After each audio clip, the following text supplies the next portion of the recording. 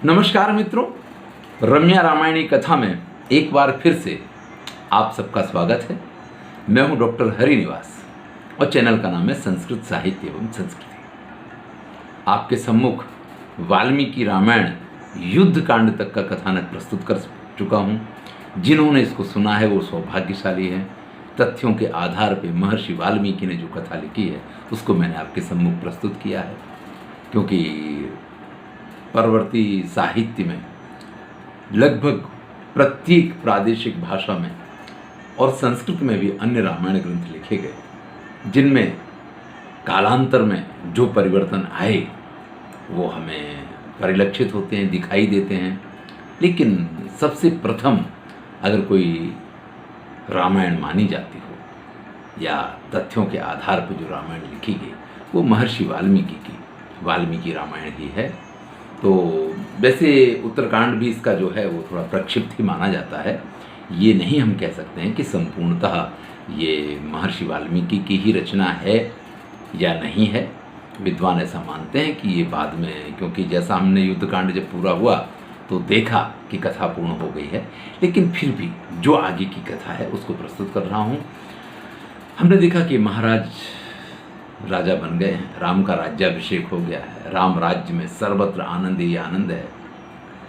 इधर राम जब राजा बने हैं तो बहुत सारे ऋषि मुनि उनको अभिनंदन देने के लिए आए हैं। देखिए, हमारे यहाँ ये प्रथा हुआ करती थी, जो भी राजा हो उस राजा को सभी लोग, जो संपन्न लोग हों वो भी, जो ऋषि लोग थे, ये हमारे ऋषि जो हैं ये उस समय के साइंटिस्ट हुआ करते थे, आज जिनको आप वैज्ञानिक कहते हैं। इनके अपने कार्य चलते रहते थे, लेकिन इन सबको राजा के साथ तो मिलजुल के रहना ही होता था।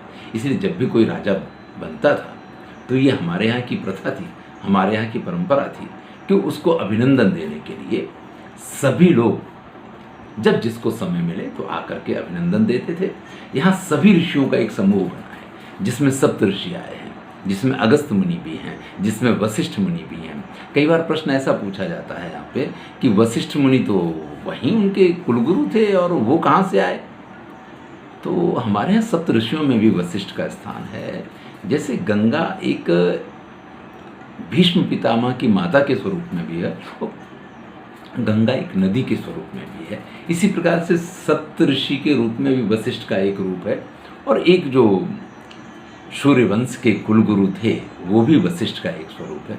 अगस्त मुनि के भी दो स्वरूप इसी प्रकार से वर्णित हैं, एक दक्षिणवासी और एक उत्तरवासी।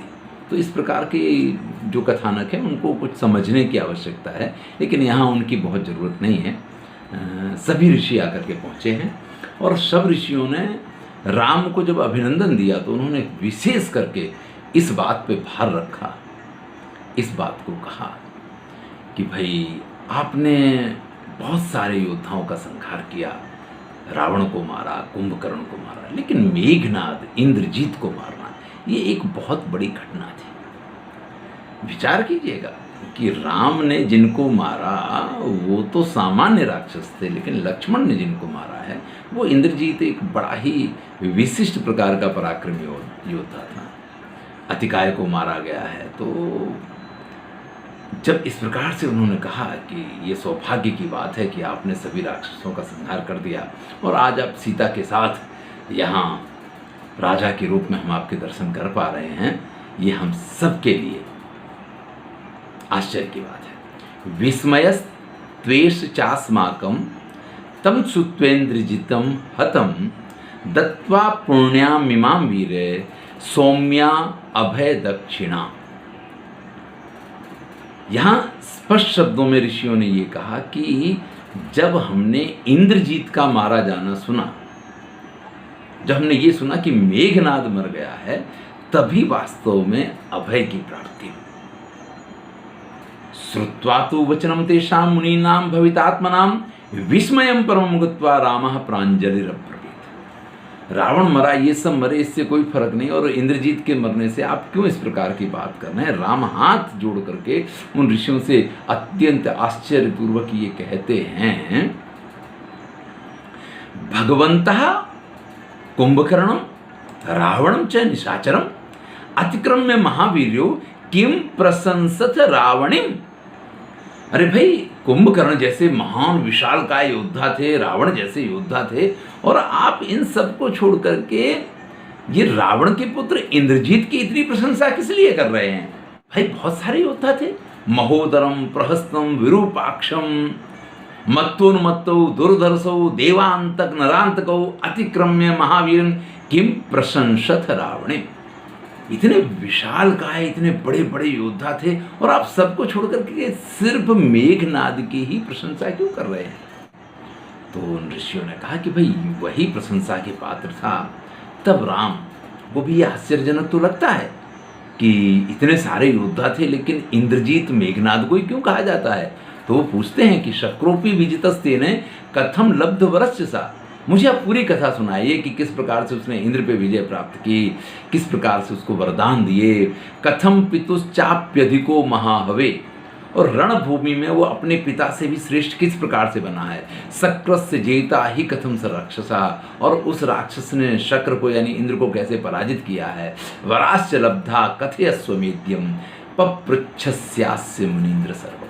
अगस्त्य मुनि से ये सभी प्रश्न हैं कि आप विस्तार से मुझे पूरी कथा बताइए कि ये इंद्रजीत कैसे बना, ये अपने पिता से भी अधिक पराक्रमी कैसे सिद्ध हुआ, वो सब बातें बताइए।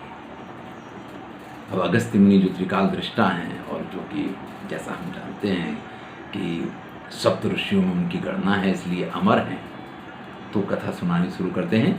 पुराकृतयुगे राम प्रजापति सुतः प्रभु पुलस्त्यो नाम ब्रह्मर्षि साक्षादिव पितामह।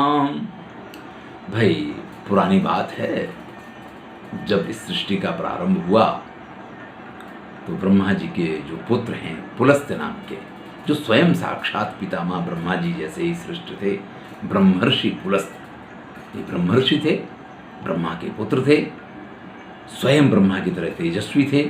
प्रजापति सुतत्वेन देवानाम बल्लभो ही सा।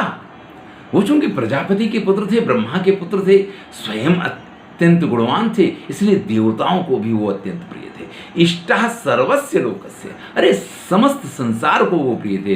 गुणैः शुभ्रैः महामति, अपने उत्तम गुणों के कारण और अपनी बुद्धि के कारण। वो पुलस्त्य ऋषि तपस्या के आशय से तृणविंदु नाम के राजा जो हैं उनके यहाँ जाकर के और महागिरी पर तपस्या करने लग गए। बड़ी सुंदर तपस्या की, बड़ी कठिन तपस्या की। तपस्तेपे स धर्मात्मा स्वाध्याय नियतेन्द्रियः गत्वा आश्रम पदम तस्य विघ्नं कुर्वन्ति करने का। लेकिन बड़ा ही शांत जगह, आश्रम बड़ा सुंदर, वो ऋषि तपस्या किया करते थे। कुछ कन्याएं नित्य प्रति वहाँ आ जाएं और उनकी तपस्या में वो विघ्न डाला करती थी। अब देखिए, जहाँ कन्याएं इकट्ठी हो जाएं तो फिर वहाँ तो बड़ा कठिन हो जाता है, क्योंकि उनकी एक अपनी मस्ती होती है, उनका एक अपना आनंद होता है। ऋषि पन्नग कन्याश्च, वहाँ ऋषियों की कन्याएं हैं, पन्नगों की कन्याएं हैं। राजर्षि तनयाश्च, राजाओं की पुत्रियां हैं, राजर्षियों की कन्याएं हैं। किरीडन्यो अप्सरश्चैव तम देशम उपपेदिरे, वो इतना सुंदर स्थान बन गया क्योंकि ऋषि वहाँ तपस्या करते हैं, किसी प्रकार का भय नहीं, और सब आनंद का वातावरण रहता है। तो ऋषियों की कन्याएं, पन्नगों की कन्याएं, राजर्षियों की कन्याएं, अप्सराएं, सभी देश जगह जगह से जाकर के, जैसे उनके लिए वो पिकनिक स्पॉट बन गया हो, आज की भाषा में हम कहें, इस प्रकार से वहाँ नित्य प्रति जा करके आनंद करने लगे। नित्य सस्ता तु तम देशे गत्वा क्रीडंती करने का, अब ये तो उनका रोज का सा नियम बन गया। भाई पहले कभी कभी आया जाता था, लेकिन वो जगह अच्छी लगने लग गई, तो वहाँ रोज ही मेला जैसा लगने लग गया।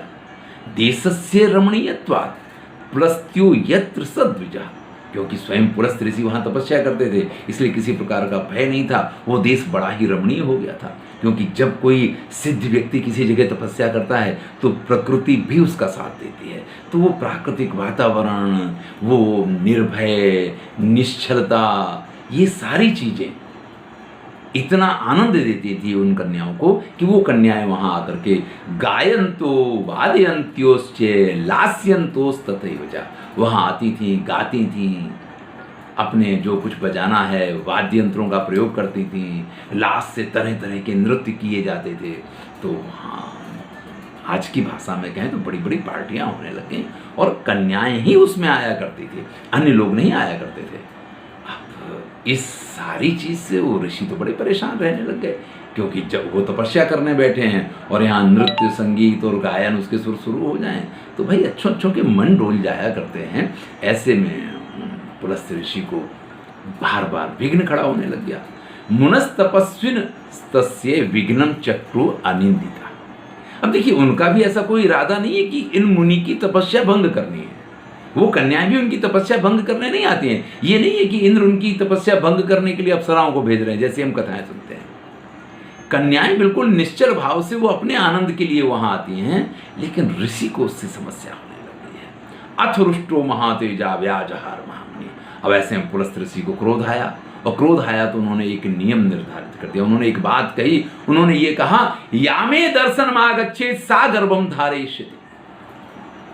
जो भी मेरी आंख के सामने आ जाएगा ना, जो लड़की मेरी आंख के सामने आ जाएगी वो गर्भवती हो जाएगी। अब देखिए, जो कन्याएं खेलने आए तो कन्याओं के लिए तो ये सबसे बड़ी दुर्घटना वाली बात है कि बिना परिणय के, बिना विवाह के और गर्भवती हो जाएं, तो ये तो एक जगह एक तरीके से उनके लिए प्रतिबंधित विस्तार हो गया। देखिए, हमारे शास्त्रों में कई इस प्रकार की कथाएं पाई जाती हैं, जैसा कि कुमार वन का वर्णन आता है, जैसा कि पार्वती वन का वर्णन आता है कि उस वन में जो भी प्रवेश कर जाए वो स्त्री रूप में परिणत हो जाता था। तो इस प्रकार के जो उल्लेख पाए जाते हैं, यहाँ इन तपस्वी ने ये निर्णय कर दिया और ये कह दिया कि जो भी कन्याएं यहाँ आएंगी, अगर उसमें से किसी भी कन्या के ऊपर मेरी दृष्टि पड़ गई तो वो गर्भवती हो जाएगी। अब ऐसे में सबने आना बंद कर दिया, लेकिन जो वहाँ के राजा थे तृणबिंदु, जिनके राज्य में इन्होंने अपना आश्रम बना रखा था जहाँ ये सारी तपस्या कर रहे थे, उन तृणबिंदु राजा की पुत्री को इस बात का समाचार नहीं मिला। जिस दिन ये सब कहा गया होगा वो नहीं आई होगी, तो उसको ये समाचार नहीं मिलता है और वो आश्रम में जाकर के पहुँच जाती है। अब आश्रम में पहुँची, उसको तो ये पता था कि उसकी और सहेलियाँ भी आई होंगी, तो सहेलियों को ढूंढती ढूंढती और आश्रम के और अंदर तक चली जाती है, जहाँ जाकर के सातु वेद श्रुतिम श्रुत्वा दृष्ट्वा वै तपसो निधिम अभवत पांडुदेहा सा सुव्यंजित शरीर जाओ। वो अंदर तक चली गई आश्रम में कि शायद हमारी कोई सहेली अंदर कहीं गई हो, वहाँ मिल जाए। और ऐसे में जहाँ वो ऋषि वेद पाठ कर रहे थे, वहाँ जाकर के वो वेदों के पाठ को सुनती है और उन ऋषि के सामने पहुँच जाती है।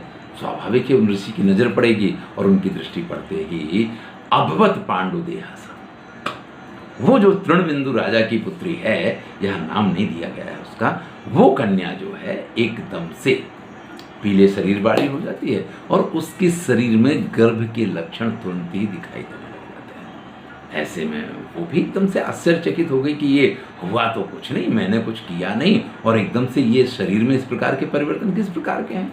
वो अपने पिता के पास आती है, पिता भी उससे पूछते हैं तृणबिंदु कि पुत्री ये सब क्या है।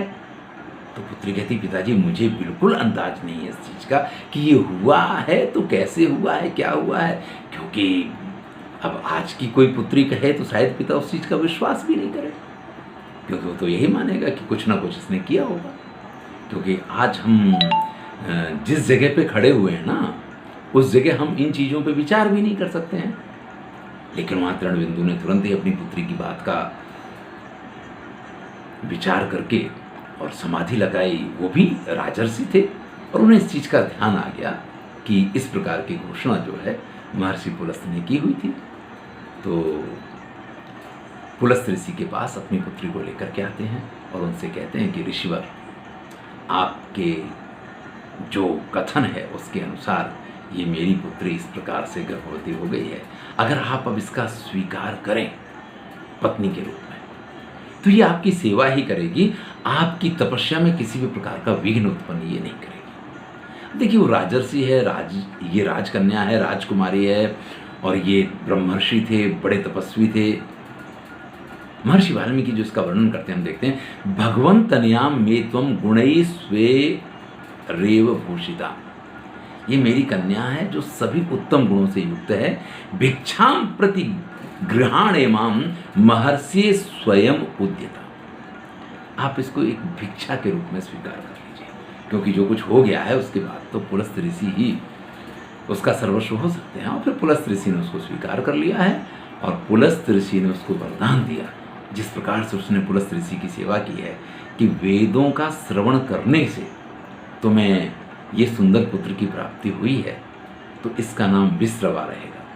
परितुष्टोस्मि शुश्रोमि, लिखा है महर्षि वाल्मीकि ने कि हे सुंदर अंग वाली, मैं तुमसे प्रसन्न हुआ हूँ। गुणानाम संपदाम दर्शम, तुम अत्यंत गुणशालिनी हो। तस्मात् देवी ददाम्यद्य पुत्र मात्म सम्मुख, इसलिए आज मैं तुम्हें अपने समान पुत्र प्रदान कर रहा हूँ। पौलस्त्य के नाम से वो जाना जाएगा। यस्मात् तु विस्तृतो वेदा त्वयि वो अध्ययतो मम, जब मैं वेद पाठ कर रहा था तभी तुम मेरे पास आई थी और उसी समय तुमने गर्भ धारण किया है। तस्मात् सा विश्रवा नाम है भविष्यति न संशय, इसलिए उसका नाम विश्रवा होगा। तो इस प्रकार से महर्षि पुलस्त्य और तृणबिंदु राजा की राजकुमारी, इन दोनों की संतान के रूप में विश्रवा का जन्म हुआ। ये हमने विश्रवा के जन्म की कथा सुनी है।